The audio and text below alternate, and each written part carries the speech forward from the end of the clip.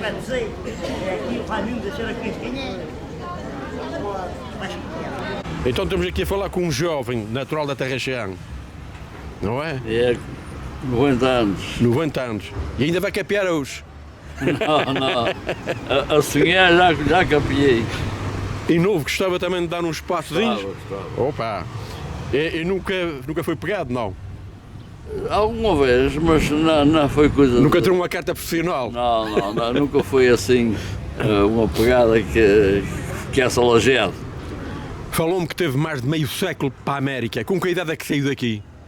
E saí daqui com 35 anos. 35 anos. E, Já saí casado. Casado e já com uma filha. E quanto tempo esteve lá fora sem voltar cá, pela primeira vez, quando embarcou?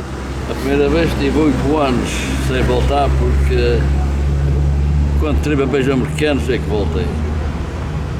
Era duro, na época, a vida lá fora? Era ordenhar vacas. A gente chegava lá, não tinha outra coisa que fazer senão ir ordenhar vacas. E o que é que fazia aqui, na época? Aqui fui sempre carpinteiro desde criança. Era oficina só, trabalho de conta própria, por conta de alguém? Primeiro foi por conta de outros e assim que chegou aos 20 e tal anos, fui por minha conta. Fazia mobílias para casamentos, guarda-fatos, camas, cadeiras, mesas. Como era o seu nome conhecido aqui? Era Raimundo Ferreira. Na América nunca quis que era a parte da tua profissão daqui? Ok, tive os primeiros anos, foi ordenhar vacas e depois voltei para aqui com a família, estive aqui 4 anos. Quando me naturalizei americano vim para aqui e era para ficar aqui, mas a família não queria e eu não tive outro remédio senão ia atrás da família. E voltou para as vacas ou então já foi para a Não, carpintaria? Foi já trabalhar de carpinteiro. E trabalhei por minha conta muitos anos de carpinteiro. Comprei umas casas velhas, consertei-as e fui de carpinteiro sempre que trabalhei o rosto. Portanto, com 35 anos, em que ano foi? Recorda-se o ano que foi? Antes da Segunda Guerra Mundial? A Segunda Guerra Mundial, foi em 40. Eu era criança, Ainda estava criança, aqui, eu era 40. Quando nasceu, estou a falar quando nasceu. Quando nasceu a Segunda Guerra Mundial, eu estava aqui. Ainda me lembro de... Ainda se lembra? Lembro-me de ir com a minha irmã a mercearias com um costinho de açúcar para cada casa. A vida lá fora, na América, no princípio, muitos dizem, se houvesse um atalho para vir para trás, que voltava. Todos vinham. Depois foi-se habituando. Mas as saudades da terra nunca as deixou de as ter. Não, a gente sai da terra, mas a terra não sai da gente. Recorda-se das festas, da família, dos amigos? E do futebol, porque eu jogava futebol aqui, na Terra Cheia, e que fui para a América ao fim de um ano, já tinha saudades de jogar futebol. Formei um grupo de futebol e... Qual era o grupo desportivo da Terra Cheia? Eu joguei no grupo desportivo daqui, fui dos primeiros jogadores. Do grupo de Sport Clube Belém. Era o Sport Clube Belém. Mas isso essa era uma alegria. Nasceu e fez a 4ª classe, estudou a escola primária. A 4ª classe e meu pai disse que queria trabalhar nas vacas, meu pai tinha vacas. Ele disse, não, eu não gosto de trabalhar em vacas. E ele disse, o que é que tu queres? E disse, eu não esqueço bem o que é que quer. Menos vacas. Mas ele meteu-me na escola industrial, que era antigamente a escola Madeira Pinto, lá na no alto, lá em cima, na rua na Conceição, em cima. Que ainda hoje existe o lugar, já não é a escola, mas existe lá. Muitos se formaram lá. Hoje o que se chama escola profissional. Cá, na época era lá. E lá é que aprendeu a parte da carpintaria? Depois, quando eu entrei, disseram-me qual era a profissão que eu queria. Eu disse que queria marceneiro. E fui para a marcenaria e vi que era o que eu gostava, era mesmo marcenaria. Tinha jeito, gostava e tinha jeito? Tinha jeito e gostava mesmo. As festas lá fora nunca é como aqui, mas iam lá a festas também, festas de... Na Califórnia já há umas touradas e umas coisas. Nunca é como aqui, mas para matar saudades. Lá fora, foi fácil de aprender a língua ou não? Muito difícil. Difícil. E eu nunca aprendi bem. Mas deu para se enrascar. Dava para desenrascar, mas nunca aprendi bem. Dava para desenrascar no meu trabalho ou comprar o que queria. Não dava. Os seus filhos, os seus netos falam português? Os meus filhos falam, os meus netos só tenho uma que fala. Eles já vieram cá e gostam da ilha? Não, o meu filho veio agora quando eu fiz anos, e já há 30 anos que ele não vinha. Os meus netos, só teve uma neta que veio, mas era pequenina. E nunca se preocupou, nem gostavam de vir cá para conhecer a terra dos avós? Pois, mas a Califórnia é muito longe. É muito longe a Califórnia, e de maneira que, por enquanto, ainda não... Querem vir, mas ainda não resolveram vir. Tem saudades de ir lá fora? Vai ir lá fora agora de perto? Não tenho saudades. Não. A Califórnia é muito boa, mas é para quem pode trabalhar. Agora, quem não pode trabalhar, a Califórnia não é nada boa. No seu tempo de criança, aqui, quando saiu da escola começou logo a trabalhar ou ainda teve uma fase de infância? Não, eu talvez com 9 ou 10 anos e já ia com o meu pai se achar milho, mas nunca gostei. A enxada... Ia buscar as vacas para pôr água aos chafariz, era pouco mais. A enxada não lhe fazia das mãos? Não. Tirando a lavoura, mas gosta da parte da agricultura, gosta de plantar coisas para casa? Não, nem por isso. A enxada fazia calos, era? Nunca gostei de ter o quintal e trabalhar no quintal, nunca gostei. Quando foi para fora e quando voltou, amigos ainda que tem cá ou já do tempo de escola já foram embora quase todos? Agora, este ano passado, morreram 3 dos meus maiores amigos. E eu só tenho um ou 2 do meu tempo. Mais velho ou mais novo? Mais novo. Mais novo ainda, tempo de escola. Tem saudades daquela época de criança de escola? Criança de escola não tem saudades, tem saudades do tempo em que eu ia para as touradas de bicicleta, porque eu assim que fui meu pai morreu, eu tinha 18 anos, e minha mãe disse logo abertamente: tu e teu irmão, vocês durante um ano vocês não saem de casa à noite. Era aquela tradição. E a camisa preta e agora o que é que eu havia de fazer? Pedia ao meu patrão se ele me dava trabalho de serão e trabalhei um ano inteiro de serão para comprar uma bicicleta. Aos 19 anos já tinha uma bicicleta, já podia ir para os altares, o Porto Martins, o Porto Vedor e tudo. E as bicicletas naquela época eram pesadas e não eram de mudanças. As mudanças era força nas pernas. Força nas pernas. Teve uma bicicleta, aprendeu, na altura tirava-se licença. Tirava-se, a gente. É engraçado que eu já disse a algumas pessoas, até se não errei. A gente ia à Câmara dizer que queria tirar a licença de bicicleta e o engenheiro para a janela da Câmara veio a gente andar de bicicleta roda para a Sorrelha. E eu nunca me esqueceu uma coisa que o engenheiro me disse. O engenheiro, quando eu saltei para a bicicleta, eu acendi um cigarro e quando eu cheguei à Câmara acima, ele disse assim: quando fores andar a bicicleta, nunca fumes. Tu a fumar estás a meter o fumo para os pulmões. E eu nunca me esqueci, olha, isso já foi há anos bastante, já foi há mais de 70 anos, nunca me esqueceu isto. E foi também um treinador que a gente tivemos aqui na Terra Chã, que era de continente, quando a gente acabava de treinar, eu não deixava ninguém fumar. E fazia muito bem. Falou-me das touradas, de passear, bicicleta, essas coisas todas. Os seus brinquedos, já uma vez que tinha habilidade para isso, é que os fazia para brincar ou comprava alguns? Eu que os fazia. Uma pedoa, uma serra, e com um bocado de pau que roubava a meu pai.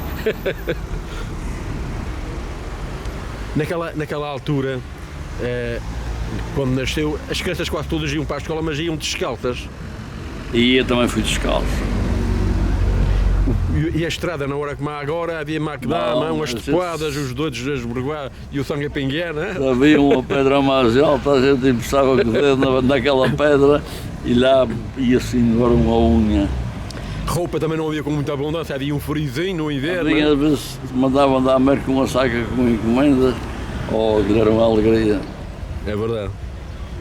Nessa época era assim. Mas o meu pai não era daqueles muito pobrezinhos. Meu pai tinha umas vacas, Já. meu pai tinha estado na América quando acabou a Primeira Guerra Mundial. Oh, Meu pai foi para a América e depois veio antes da Segunda Guerra Mundial. Portanto, tinha umas vaquinhas, umas terras suas, mas eu não gostava de andar atrás das vacas. teu pai morre com que idade? Recorda-se? Meu pai morreu com 58 anos. Está novo, ainda mais um ano que meu pai foi com 59. E meu pai, ao morrer, avisou-me, porque meu pai morreu com dores no peito, foi naquele tempo dizia que era enzima Pets, e deu um ataque cardíaco e ele morreu. E quando eu tinha 75 anos, eu estava na América e sentia aquelas dores que minha mãe me tinha avisado que ele tinha tido. E quando me deu aquelas dores, eu fui depressa para o hospital e fizeram uma operação. Então estava a dar um sinal, um alarme. Tinha três veias entupidas. Mas fumava? Está bem? Fumei até começar a fazer. E comecei a fazer uma casa com 22 anos e ele aqui não tinha dinheiro.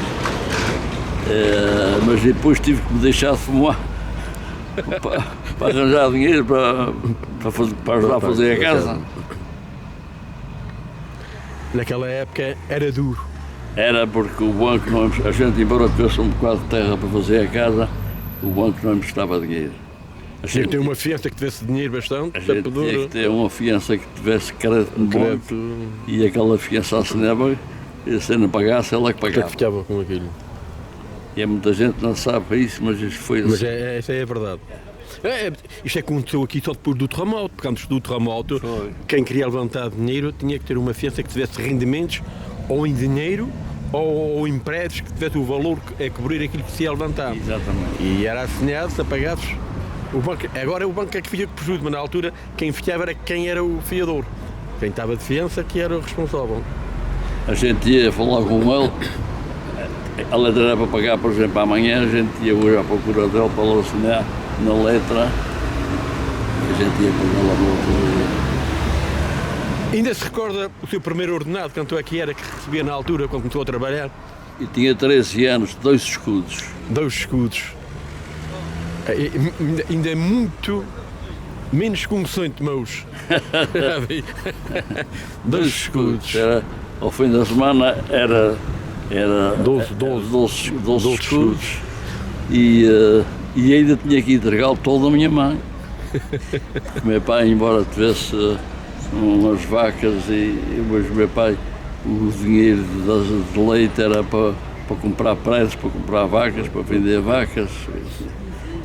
Era a vida da época. Era.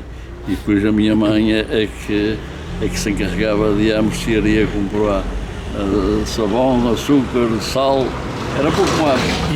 E mesmo assim alguns até levavam ovos e milho para fazer negócio com o homem da mercearia. Mercearia. Também. E alguns que iam para essas freguesias como a Carroça. Eu conheci daqui. Olha, da Terra-chão, já da Carolina, se eu estou em erro, um outro, aquele. Os filhos, até ainda são primos, eram primos da minha mãe, que tinha a pastelaria central, que morava aqui em cima, quando sai a Canal de Banco para fora. Ele é uma casa que baixinha até já que é aí. Ele morreu agora há pouco tempo, também com 90 anos muito crescidos. Dioclésio, acho que é assim o nome. Era o Dioclésio, era. O pai dele era. O pai dele era primo da minha mãe. Eu lembro do pai dele. Está aprendendo? Era o Tigalão. E havia lá pessoas a ir lá. Meu pai a gente tinha um pomar, tinha lá frutas, iam lá comprar a gente. A carroça por baixo tinha umas redes que trazia coelhos, galinhas, se metia lá, enfim. Mas também, eu ainda cheguei também à mercearia com ovos. deixava ovos para trazer ou gordura, ou açúcar, ou petróleo numa garrafinha de cerveja que havia daquelas garrafinhas. Até as garrafas eram procrodas. E as mercearias, os gajos que iam vender peixe, perto das freguesias, e para cima levavam um carrete de peixe e para baixo traziam um carrete de milho. Era verdade, milho, era às vezes uns arafavas, ervilhas, era um negócio que faziam o troca. Havia uma velhota que vinha pedir esmola para a terra chã e às vezes dava-lhe uma soca de milho, ela guardava aquela soca, levava para casa para engordar um porco. E era o dinheiro que ela tinha, era daquele porco, porque estava gordo, ela vendia o porco, não tinha outra maneira de também. Era o único sustento que tinha, o único dinheiro que ela havia, era naquela. Muita miséria, muita fome. Muita miséria e muita fome. É um tempo que então não tenho saudades dele. Falo para que estes novos que já nascem, já com os sapatos no lado de fora, a gente fomos do tempo, que eu também falo do tempo, que eu também nasci no tempo do pé de esqueleto, para agora para o calçado. A gente criamos isto até agora. Agora estes daqui não sei o que é que tem que criar para o futuro. A nossa época foi uma época de transação.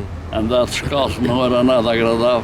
E então de manhã, não sei se que a gente tinha o pé fino devido à cama, andar por cima das pedras aí era muito difícil. E depois espetava-se um acero ou um espeto num pó.